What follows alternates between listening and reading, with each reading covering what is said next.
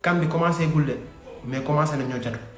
waa foot mercato xam ngeen dañoo mën catuwaate salaam salaam la famille j'espère que vous allez bien nee nañ classement bi nii mën naa am Sénégal mën na la teg si Coupe d'Afrique avant maa continuer vidéo bu yéen ñi bëgg abonnement IPTV ngeen plus de 22 000 chaînes numéro banque vidéo bi waa Europe waa Afrique waa Amérique waa Asie ñëpp si ngeen bokk contacté leen ma jaay ko ci ay prix yomb dëgg la mën nañu catu de mais franchement parlant les gars en fait est-ce que vous imaginez ñun effectif bi ñu yor quoi regardez dans les buts incontestablement Edouard Mendy latéral gauche El Hadji Malick Diouf voilà moom je pense que ne instant jël na place am Kalidou Koulibaly Niakhaté Mamadou Sarr là moom vous abusez fii moom da ngeen a abusé ah je sais pas nag ce qui va se passer mais Mamadou Sarr pour man mu joué kan en tant que titulaire c'est tout mais ñoom défense à 3 lañ def poste de latéral Krépin Diatta voilà comme piston c'est très fort voilà moom la au milieu de terrain on aura donc Pape Gueye Pape Matar Sarr sans oublier Lamine Camara il sera sur le banc mu tudd Habib Diarra il sera donc sur le banc partie 6 etc. En attaque Ismaïla Sarr Sadio Mané Iliman Ndiaye wax leen ma ci commentaire est-ce que d'accord ngeen tey jii si 11 bi nii. Sans oublier aussi sur le banc y aura Nicolas Jackson y aura Boulaye Dia peut-être s'il est convoqué y aura Habib Diarra aussi peut-être y aura aussi Assane Diao aussi s'il est convoqué. En tout cas voilà c'est pas un classement boo xamante ne neex na ma trop parce que voilà je sens que am na lu ndaw lu mu xaw a manqué quoi jox la ma seen avis ci commentaire ba xam d'accord ngeen ci classement bi. dama doon défilé Twitter gis foot mercato proposé lii comme li nga xam ni mooy potentiel équipe probable équipe bu mën a dem kan compétir ci li nga xam ne mooy Coupe d'Afrique des Nations bi voilà en gardien de but mu teg ki nga xam ne mooy Mendy défense centrale bi rek la changé jouer benn formation 3-4-3 c'est intéressant mais quand même on va pas jouer voilà Niakhaté Koulibaly ak Sarr très intéressant des défenseurs yoo xam ne vraiment rien à dire pour mu teg ay piston ki nga xam ne mooy Diatta ak ki nga xam ne mooy El Hadji Malick Diouf Pape Matar Sarr Pape Gueye Sarr Ismaïla Sarr Iliman Ndiaye Mané vraiment benn tactique formation bu macha allah laf cat boo xam ne j'aime beaucoup presque mën ngaa wax 5-2-3 5-2-3 sur les jeux je le joue sur les jeux laa wax nag je sais pas si ça marche vraiment en réalité parce que am na coach yoo xam ne il le maîtrise am na coach yoo xam ne du formation yëpp la coach yi maîtriser aussi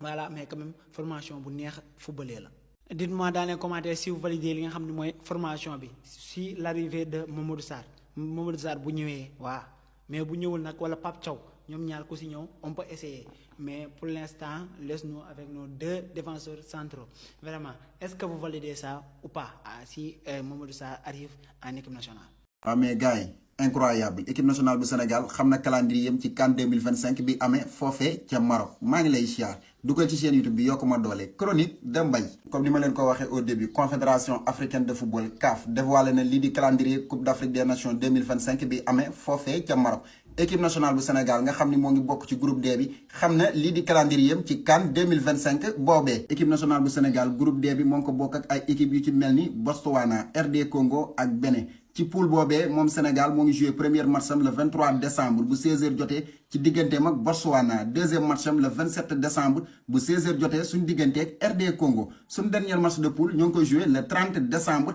à 20h suñu digganteeg Bénin mu nekk poule boo xamante ni gars yi ça sera amplement disputé entre le Sénégal et les autres équipes ndax bu ñu xoolee bi ñu doog a def tirage bi ñu bëri dañu woon poule bi dafa faible. gars yi groupe D bi bokk na ci groupe yi gën a relevé jamono ji ci CAN 2025 parce que équipe yi ci bokk yépp danoo wane seen bopp ci éliminatoire coupe du monde 2026 bi RD Congo barragiste la benn dafa perte place su barrage am dernière journée éliminatoire ci digganteem ak Nigéria groupe bi nag seen match yépp ñoo ngi koy joué grand stade bu Tanger mu nekk stade boo xamante ni bokk na ci gën a moderne jamono ji ñu rénové ko pour la coupe du monde 2030 ak CAN 2025 bi mu am une capacité de 76 000 places. Donc gars yi le spectacle sera au rendez-vous mais quoi qu'il en soit le Sénégal reste le grand favori du tournoi waxal sa xalaat ci commentaire yi. gars yi est-ce que d'accord ngeen ci 11 probable bi nga xamante ni foot mercato moom moo ko réalisé jox leen ma seen avis ci commentaire yi. salaam sama gars yi bégg naa yéen am jàmm baax foot mercato na ñoom ñoo aligné 11 bii nii ne Sénégal mën na ko aligné CAN bi mais man la moom ci jaaxal 5-2-3 bi mu indi 5-2-3 bi moo jëlee woon Côte d'Ivoire de gars yi. mu indi laal ñu ko fii nii Pape Thiaw 4-3-3 lay football mais yéen est-ce que d'accord ngeen si lii nii gis ngeen Edouard Mendy ci camp yi 3 défenseurs yi Niakhaté Koulibaly Mamadou Sarr piston gauche nga am kii nii El Hadji Malick Diouf piston droite nga am kii di Krépin Diatta ñaari milieu terrain yi Pape Gueye Pape Matar Sarr en attendant nga am Ismaïla Sarr ak kii di Iliman Ndiaye ak Sadio Mané ay ñoom Gana Gueye ay Habib Diarra ay ñoom Lamine Camara yëpp ñoo si banc bi Assane Diao yéen a ma gën a xam Nicolas Jackson ci banc bi la leen teg mais lii nii yéen dama doon laaj parce que yéen est-ce que yéen d'accord ngeen Sénégal teg classement bi CAN bii di ñëw en tout cas daal effectif bi mooy fi mais kii bi waaye nan laa ko mën a tuddee formation bi moom mooy loolu quoi 5-2-3 bi moom baaxul ndax ñun 4-3-3 ba Pape Thiaw moom lay footballé bu ñëwee ba léegi nii encore une fois joxe ma seen avis si commentaire yi jaayeen jëf. salaamaaleykum gars yi xoolal leen ma 11 bu Sénégal mun na aligné ci Coupe d'Afrique prochaine bi lii kan ñoo proposé foot mercato moo doon proposé 11 bi mais dommage que Sénégal bi ñu joué avec un système 3-4-2 comment dire 3-4-3 xoolal leen ci gardien de but Edouard Mendy amul wérante Edouard Silva bien mooy suñu gardien titulaire défense centrale dañu bëgg am uti benn place pour Mohamed Sarr. Est-ce que le Sénégal peut jouer avec une défense à 3? Ce n'est pas un système adapté à Pape Thiaw, mais je ne pense pas. Donc il va falloir qu'il reste sur le banc. Mais, comme c'est cool, bien sûr, si on a un blessé, si on a un blessé, défense centrale comme Moussa Niakhaté ou bien sûr Kalidou Koulibaly,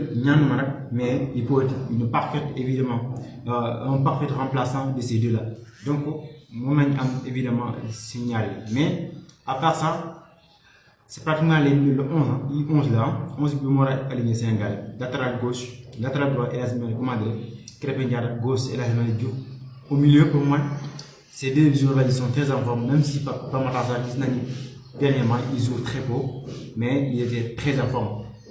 Et ici, Pape Gueye, on le connaît tous, c'est un joueur. Regardez l'équipe que peut aligner le Sénégal, la meilleure nation africaine. Déjà, il n'y a pas de défense à 3, je comprends pas pourquoi. Enlève-moi Sarr, rajoute-moi milieu de terrain, ou Idrissa Gueye, ou Lamine Camara. Mais on regarde ici, la charnière centrale, Niakhaté, Koulibaly, c'est costaud. Au gardien, on a Edouard Mendy, il y a même Yehvan Diouf qui est possible. Malick Diouf de West Ham, il est trop fort. Krépin Diatta, il a les canines. Hein? On a suivi ses dernières prestations, notamment avec la sélection du Sénégal. Au milieu de terrain, comme je l'ai dit ici, Pape Gueye, Pape Matar Sarr, et rajoute Lamine Camara ou Idrissa Gueye pour moi, et ça fait vraiment un milieu de terrain. C'est du solide, et Pape Matar Sarr, qu'est-ce qu'il est fort. Il est trop fort. Et là, tu as l'attaque avec que des joueurs en pétard. Tu as Ismaïla Sarr ici, il est en pétard avec Crystal Palace. Iliman Ndiaye. Oh, il est plus qu'en patate avec Everton et enfin à la pointe de l'attaque. Le meilleur joueur, celui qui a tant apporté à cette nation du Sénégal, Sadio Mané. Les gars, pour moi c'est une évidence. Hein. Ce 11, c'est le plus dangereux là, de la prochaine CAN. Et pour vous les gars, pour vous c'est qui les favoris? Moi je vous le dis, c'est Sénégal avec. Ils sont trop chauds.